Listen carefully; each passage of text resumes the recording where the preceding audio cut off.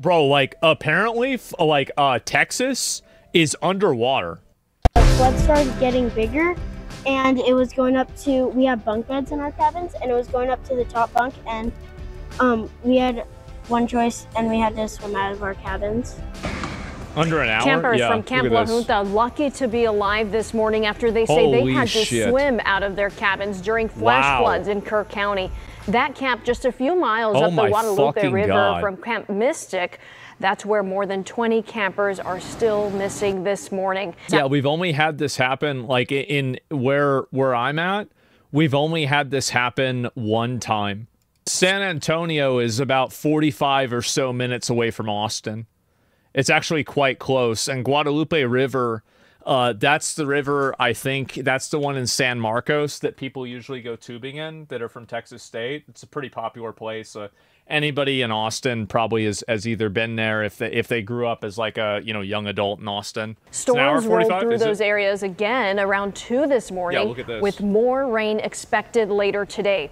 At last check, more than 230 people in Kerr County have been rescued and evacuated. The death toll is now up to 24. I don't think people realize, like, if you get caught up in this, imagine if one of these sticks hits your leg in the wrong way. You're fucked. You're dead. You're dead. That's it. You're done. Right? And that's as an able-bodied adult. Efforts continued throughout the night to find more than 20 missing girls from Camp Mystic along the Guadalupe River. Those floodwaters rose more than 20 feet in the span of 2 hours.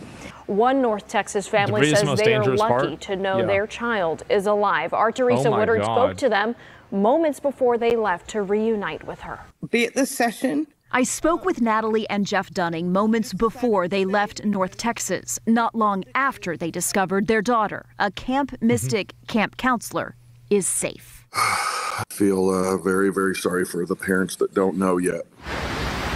Look how fast this is. Like, this got to be going like 40 miles an hour. Communication from the hill country is hard. They don't yet know what their daughter saw or went through. They only know she was at a place she dearly loves. Way faster. By the way, the fastest that a human can run is like 25, 30 miles an hour. And swimming obviously is less. You don't even have a chance. You just cooked. You're done. She stayed there. God put her there for a reason, like so that she could help the youngest campers. And that's some a sprint. Still missing. Keep in mind. Look at that. 8-year-old Hadley Hannah of Dallas among them. Her mom gave us this photo, hoping it helps her find Hadley. I'll see if there's any more of these images here to show. Homes washed away, floodwaters swallowing buildings and vehicles. After more than a month's worth of rain fell since the morning hours. This came at night, when people were asleep in bed. Yep. Please pray for our community. Dozens of water rescues along the Guadalupe River. We have a few steps right here, and I can only assume that there was a house attached to it. That was a house? Holy fuck. God damn. The river rising to levels not seen in decades. You remember like that game, that South of Midnight game? People said that shit was unrealistic. That house floated away at the beginning of the game. I said, nah, bro, this shit happens in the South. It happens. There it is. 7 to 29 feet in just 4 hours, reaching the second highest level on record. This happened very quickly over a very short amount of time that could not be predicted. Campers forced to evacuate from sites along the rising riverbank, including at the all-girls summer camp, Camp Mystic, where officials say more than 20 campers are still missing. Right now, the only concern we have is rescuing everybody and all these kids out here. Storms also battering the Northeast overnight. Officials say at least 3 people were killed in Plainfield in central New Jersey after trees fell on their vehicles. Yeah, it's nuts, bro. Like, for me, like, we live on a pretty elevated area. So the worst I had to deal with today is I used my umbrella to walk to and from the grocery store before I started my stream. I went live this morning. Other than that, it really wasn't much of a thing for me. But, like, this is absolutely unreal. It's crazy. It takes me 5 minutes to get home. It took me 45 minutes to get home. How fast can you swim? There's trees down everywhere. I don't know. I don't Winds think I've in the region swam in over 10 gusting years. to more than 60 miles per hour, taking down tree limbs and power lines. More than Holy f***, are you kidding me? Oh my God. 110,000 households without power from Pennsylvania to Massachusetts. Jesus. It's one of the reasons why, like, a lot of people that have big trees like that, they get them cut down if they're in disaster areas. Because, you know, that kind of stuff could happen and it could just come out of fucking nowhere. We saw several cars in the water. Just sucks, huge yeah. trees just completely toppled over. And we even saw a home that was swept away into the water. I mean, it was just a slat of concrete that was left. But this is definitely a state disaster. Right near the Schumacher crossing, which Look is at what that. it's called. But you can see that fence line that was there completely gone. This area, the river is right down here. Damn, bro, I'd be afraid even driving over that. Elevated from the river, but you can see that the water reached this entire area here. Holy We're right in front of a shit. house, and follow me for a second right here. I want to That show used you to be a house. just how devastating this water was. There was a fence that used to be right here. It is now gone. These brick things right here, these posts, you could see they were uprooted. The one that's here, it was lifted up. I don't know where it is, but right across the road here, you could see the fence is gone, and you can see just how close the water got to the door. Now, I'm about 5'5", and you could see just how high the water got. You could see you gotta keep in mind that, like, if this shit happens to somebody, it just ruins their entire fucking life. Like, it destroys everything that they have, and it crushes everything. It just, because the thing is, like, you have insurance for some stuff, but you don't have insurance for everything. Like, you don't have insurance for, you know, maybe your TV. You might not have insurance for your sofa. And that's not even counting the amount of time. Like, everybody always thinks about the cost of the product, but they never think about sourcing, repairing, you know, getting new products or anything like that. So even if you have everything paid for, and it's like it doesn't destroy anything that has, like, an intangible sentimental value, you still have to spend a huge amount of time organizing and planning this all the time. Here, it could have even possibly gone a little higher. It's difficult to tell here.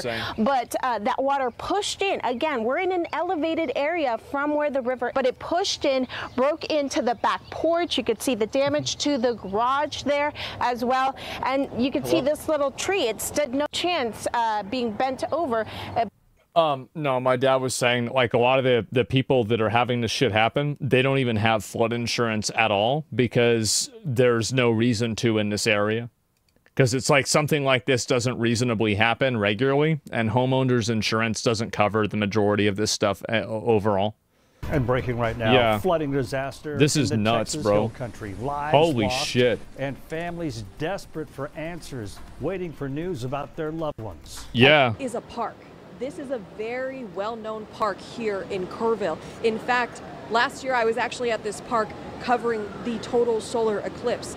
Oh it does my not God. look like this. This is unlike That's supposed to be a park? anything people out here in Kerrville have ever seen. I mean, just look at the trees over there. They were completely knocked over from the power of the water. Just countless number of them as far as the eye can see. The Guadalupe has gone down some, according to people out here. Yeah, but it is. It is just absolutely devastating when you take a look at the damage that's already here. Yeah, like, that's it's an insane level. Like, I feel like, again, people that get caught by this and get affected by it, I mean, there's no way you survive this, man. Nature's stronger than nukes. It's not even close, right? It's like a 1,000 multiplier, right? It's not even like, oh, it's kind of close. It's just not even in the same universe.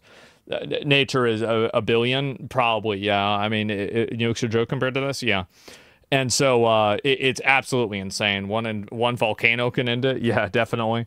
20 feet in 2 hours. That's unbelievable. And so and this is happening again, like an hour away from me, pretty much. And you know, I've been getting, like, notifications and shit like this constantly, as, like, you know, a person, and you know, I live in Austin, Texas, right? And so that's it. Have you and your family ever had close calls with disasters? The worst that we've had, the worst disaster that we ever had was in a couple of years ago, and it was a freeze that was so bad that it shut down the power everywhere, and it was frozen. All of the roads were frozen, everything. That was when Ted Cruz left to some fucking vacation or something like that, and everybody was really mad at him for it, justifiably so, by the way. And that's pretty much what it was. And I remember that happened, and it was kind of like, I was shocked to even see it, right? It was insane. Center Point, yeah, and weren't you flying to? Yeah, it happened the one day that I was in LA. I was in California that one singular day, and everything went wrong. Everything went wrong that one day, and like after that, bro, I was like, I'm never leaving this place again. Like, this is just too fucking much.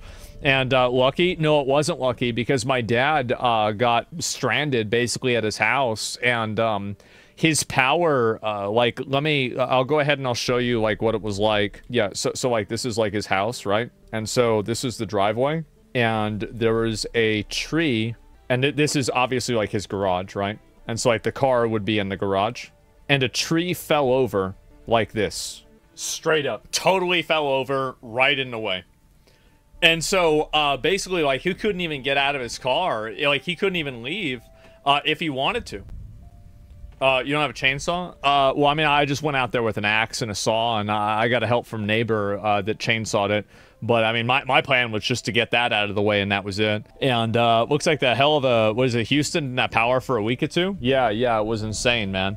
And, yeah, I had a friend of mine come over and basically go and, you know, he checked on my dad, a huge fucking W friend, a guy I've known pretty much my entire life. And they were able to, you know, like, basically rescue him because it was like his power was out, so I couldn't call him or anything. It was my friend Zach McLareevy. And, you know, like him and like his now wife at the time, or girlfriend at the time, wife now, you know, like he stayed there at their house for a couple of days while all the power was out. And so, yeah, no, and that's better in EU. Well, I don't know about that. It was just insane, man.